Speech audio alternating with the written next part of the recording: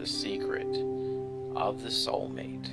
Is there really such a thing as a soulmate? One person that makes your life better than any other person on earth could? And if so, where are they? And why haven't you found them yet?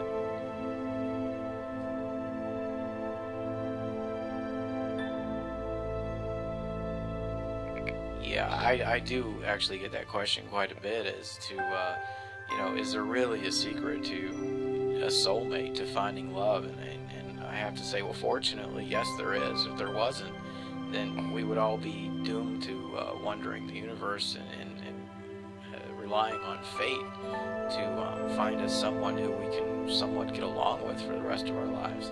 And now the truth is, there really is someone for everyone, and the secret lies in where to find them and where to go and find them. And fortunately, I've through many hours of research of human behavior and love and things like that, I've perfected it, and I'm teaching that now to people all over the world with great success. So I often get the question from my students that now that I know that a soulmate does exist for me, how do I manifest that into reality? And I'm so glad when people ask me that question, because I know that they're ready for the next step, and the next step is simply making a decision. And that is part of the big secret of finding the soulmate, is you internally making that decision to make it a priority in your life.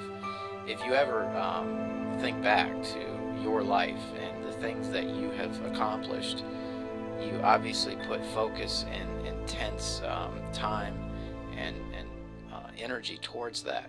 And so many people don't put intense time and energy towards love. They think it's just going to come around and knock on their door, and it's just not true. So the big secret is making that decision, and you will find your love no matter where in the world they are.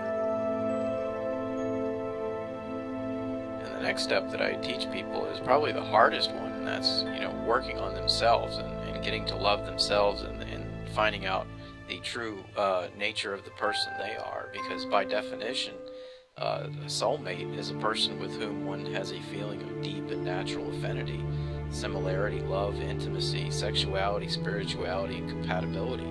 So if you are putting out any false things that you are not, such as the angry person, the victimized person, if you're putting that out to the world and that's what people are seeing, how can the person who is naturally compatible with you, the true you, ever see you? Because you're putting out a false pretense of who you are. So my students, I often tell them the first thing you do is to love yourself and get to know yourself and who you are. Because only by loving yourself internally will you ever be loved externally by someone else.